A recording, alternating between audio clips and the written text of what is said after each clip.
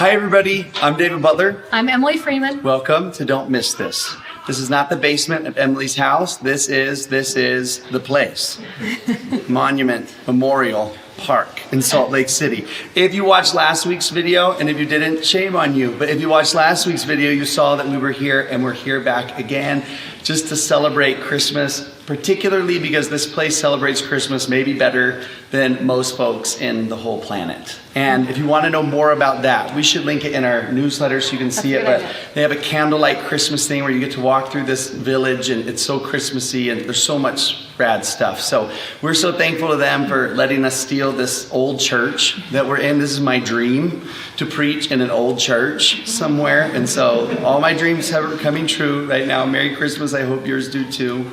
So this is just going to be a short Christmas special for you, and let me tell you a little bit what's going to happen. And hold on, we have real life people behind the camera in here. So if you hear like giggling or woo-woos or anything inappropriate, it wasn't us, it was the invited guests who came. So fun. It's so fun to be having a live Don't Miss This, our first one we've ever done. So that's, or maybe our second. I forgot, we did one downtown, BC, before COVID.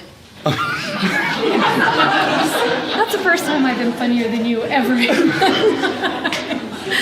Okay, also you guys, something else fun is we brought back one of our old friends who you know, Q Ashley. We should introduce you. Yes, Q Ashley, who flew in today 3 hours ago and gets to be part of the show with us. So we have 2 songs from Ashley. She's going to start us and end us. Should we say what you're singing? Yeah. I'm going to sing Angels We've Heard on High, get in the Christmas spirit. Oh, it's so fun. So we are going to start with that.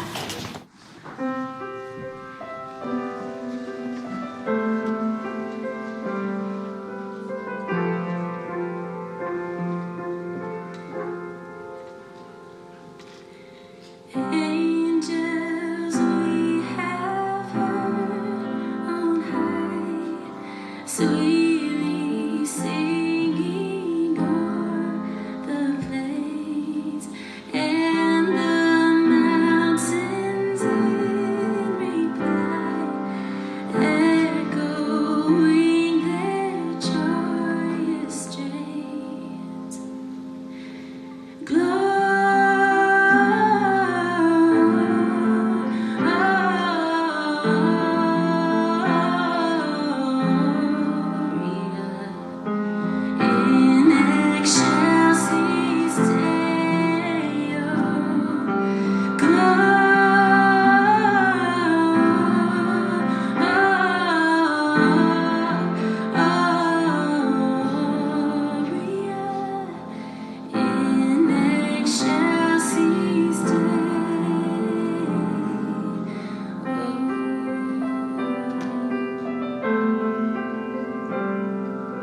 Shepherds, why this jubilee? Why your joyous strains prolong? What the gladsome tidings be, which inspire your heavenly song?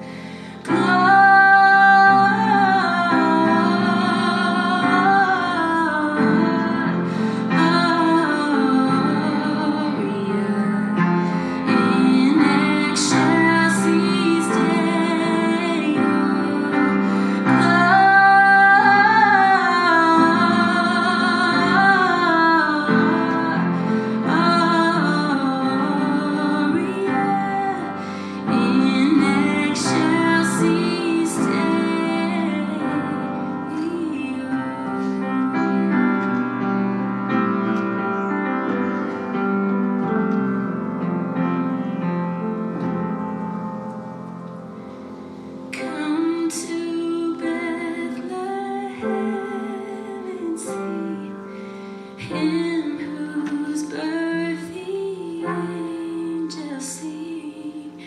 Come adore on bended knee, Christ the Lord, the newborn King. Glory.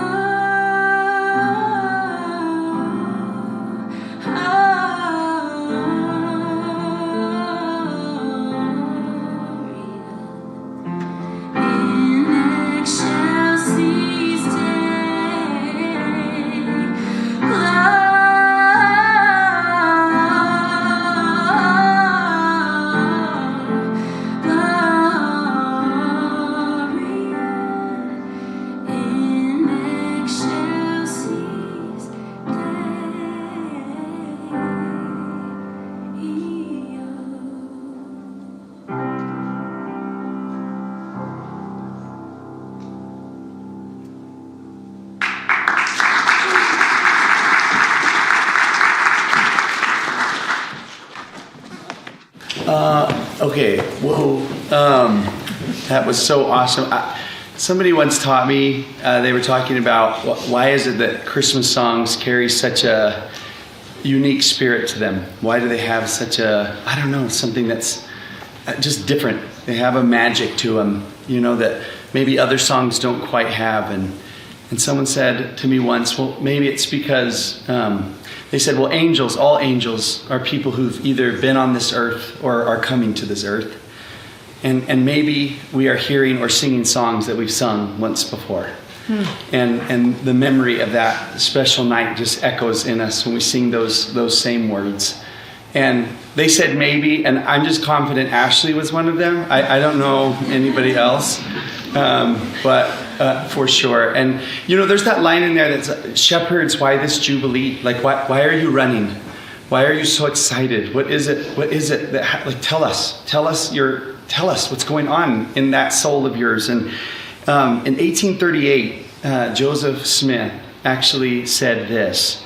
You may have heard this line before. He says, the fundamental principles of our religion are the testimony of the apostles and prophets concerning Jesus Christ, that he died, was buried, and he rose again on the third day, and he ascended up into heaven.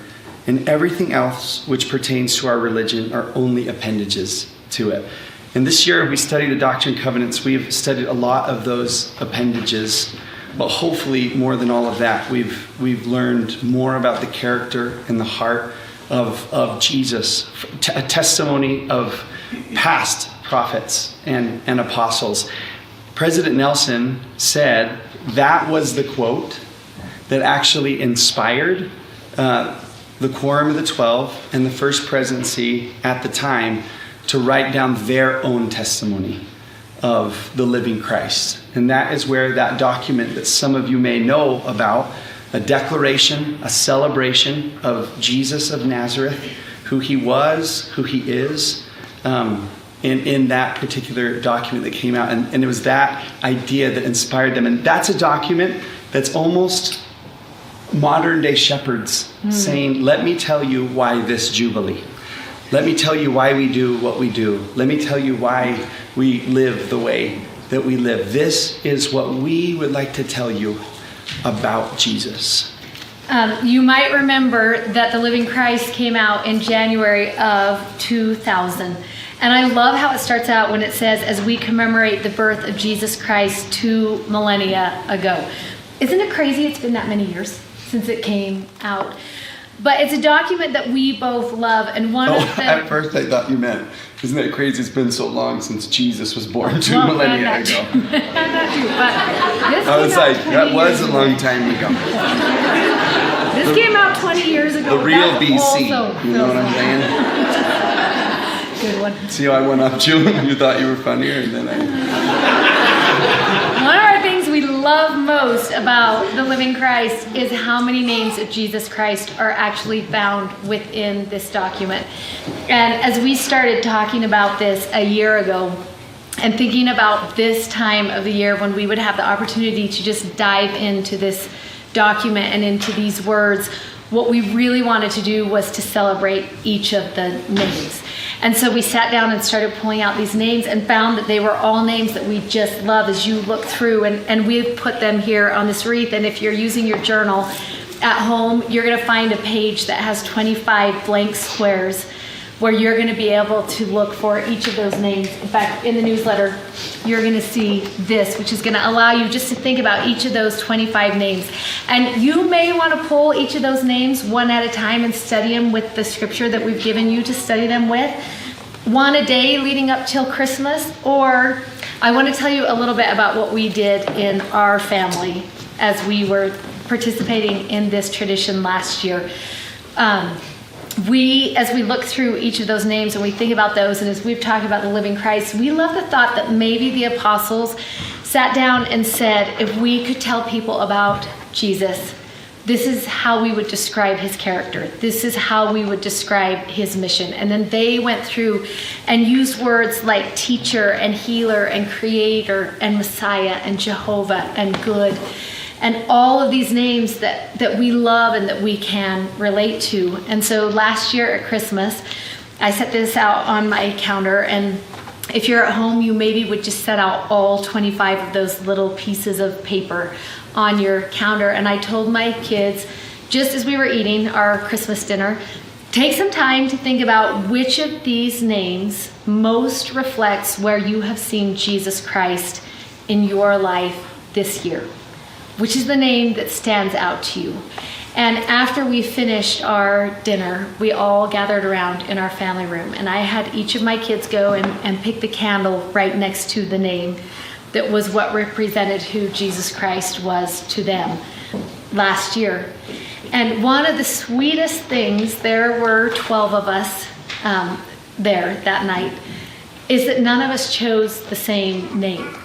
And don't you think that's remarkable that each of us would have witnessed Jesus Christ in a different way in our lives, but he was able to meet every single one of us where we were as we were and exactly what we needed from him in that moment. And it was one of the sweetest family experiences we've ever had. And I think it'd be awesome just to talk about if you were to pick one of these 25 names out of the living Christ to describe your year this year, what would you choose? It was easier to pick my favorite child at the beginning of this night than it is to try and pick one of these names, because as I look through them, I'm just like, oh, that one is my favorite. And I was like, oh, I forgot that actually was, and this one is. But the name that I picked is I Am. And I actually was just reading that just a couple of weeks ago, maybe a month and a half ago, when it really stuck out to me. Because it's Moses who asks God the question, what's your name? And in ancient times, your name was a marker for your character and for your identity. That's the way they used it. It wasn't just a label. And so when he asked him, what's your name? The answer back was, I am. And I thought when I read it, I was like, if I was Moses, I would have been like, you are what? I am what? Right? It's like a fill in the blank is what it is. And he stops and he says, I am. And it made me think, and then he goes on and he actually tells Moses stories that he grew up on, bedtime stories that he grew up on, and fills in the blank for Moses. And I really love that name because I love that it's blank for me today. And it'll be blank for me in a month from now. That I am, and I think what goes in that blank is exactly who I need him to be in this particular season of my life.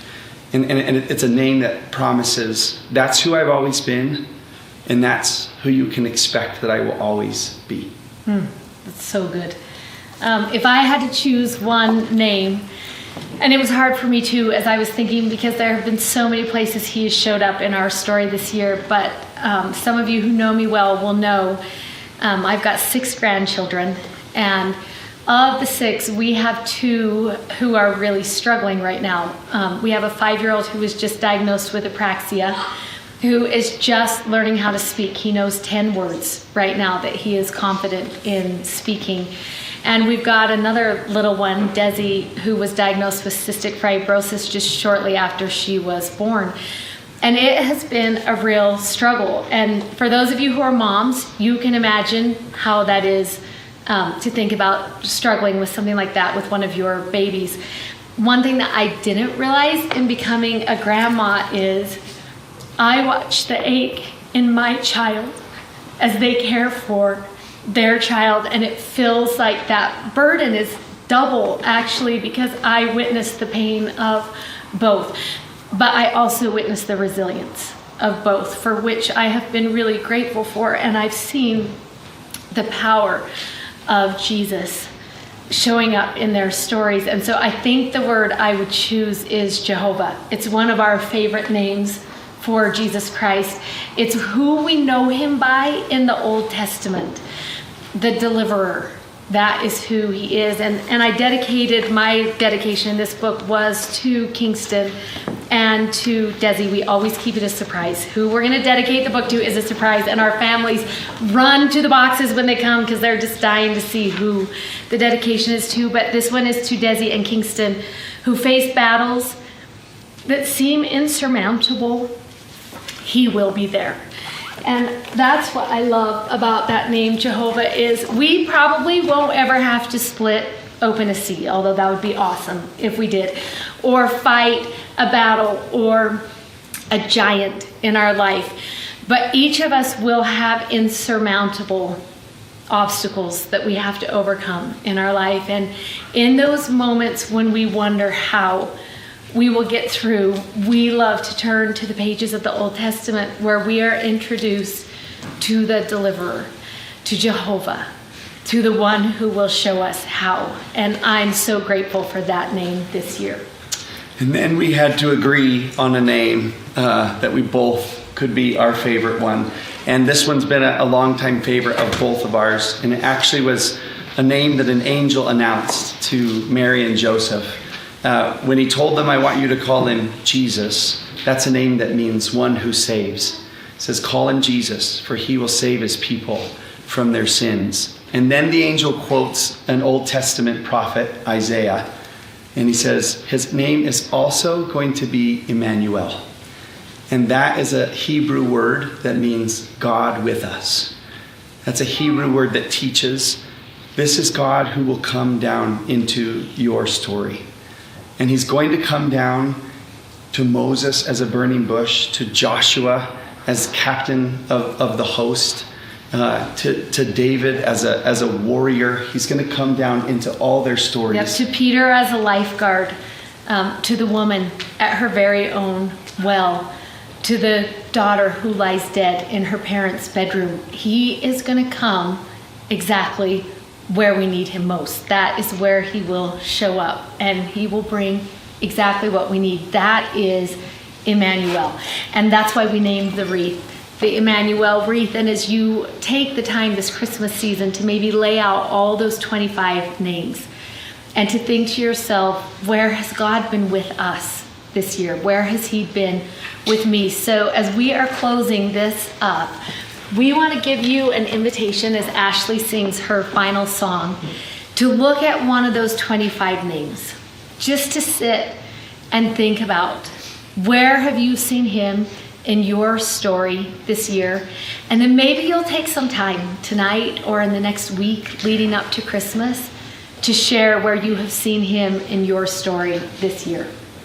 Yeah, and what this has just been a fantastic year to study the Doctrine and Covenants together. We are, as you know, so excited to start the Old Testament next year and to see where he came into all of their stories. And hopefully as we study next year, you can think to yourself after every week of studying the scriptures, oh, I love the God of Moses and the way he showed up there. And I love the God of Jehoshaphat and the way he showed up there. And that, you can remember, is the same God who's going to show up in our stories in similar ways. And maybe next year can just be full of that kind of joyful anticipation that just makes this time of year so magic. Yeah, we're so excited. Yes. Next week, you guys, Old Testament. the Old Testament. We'll see you then. Merry Christmas. And we'll let Ashley take over. So this is actually a song I kind of wrote with my dad, and I'll explain the kind of part. So my dad is an incredible lyricist, and he essentially wrote out his testimony in different forms in song lyrics. And this particular version of his testimony really resonated with me, and I felt like it was very similar to my testimony. So I added my own testimony to it and put music to it, and I actually gave it to him for Christmas a couple years ago. I recorded it and gave it to him. So this song's really special to me, and I actually wasn't planning on singing it, but you guys, it just is perfect with what you talked about. So, yeah, this is called He Lives.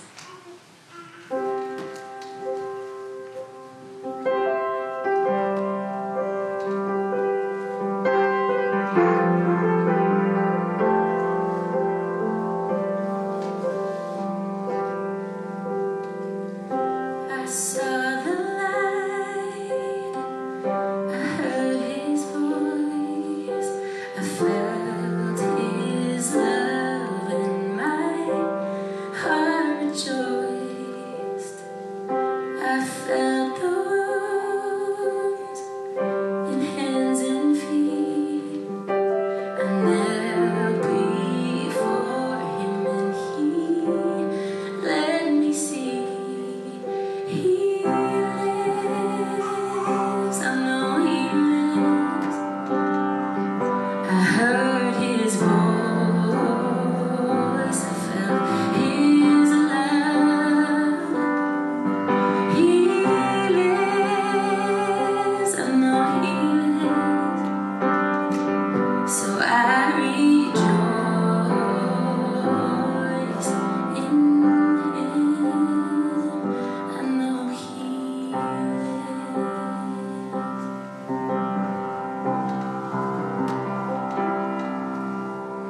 Deep in my heart, I've always known He died for me, and I'm not alone.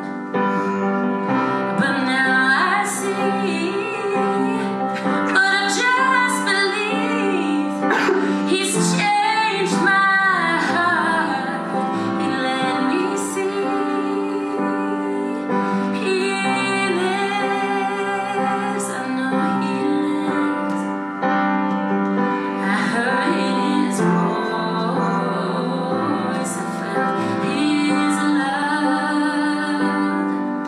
He lives, I know He lives. So I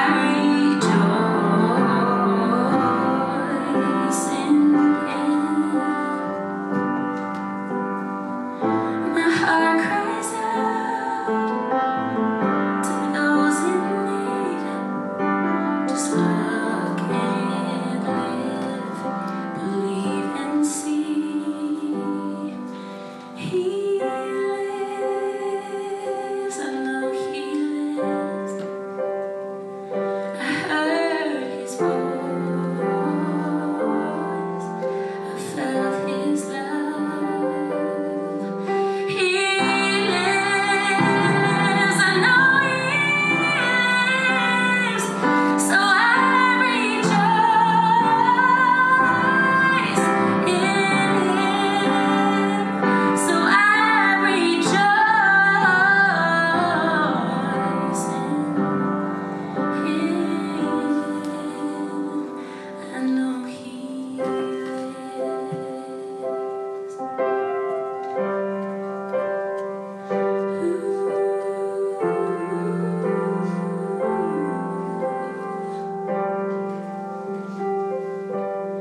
He lives.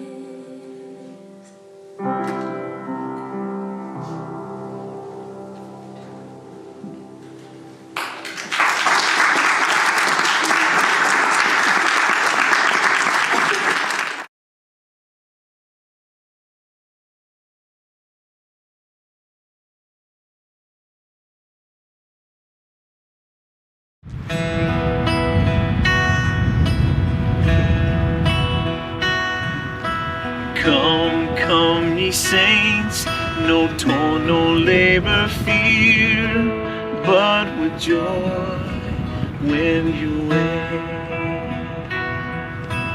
Though hard to you this journey may appear, grace shall be as your day.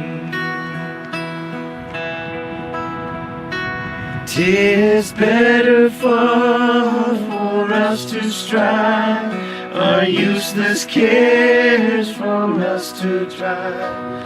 Do this and joy, your hearts will swell.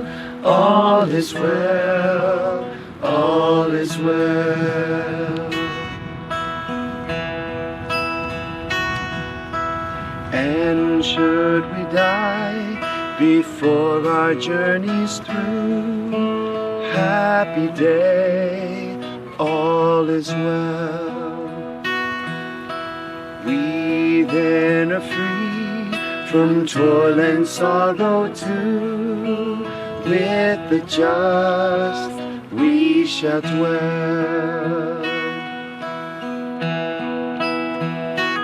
But if our lives are spared again to see the saints their rest obtain, oh, how we'll make this chorus swell.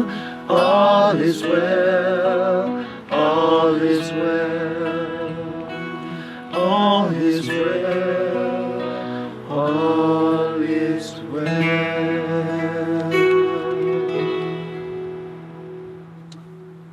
Amen.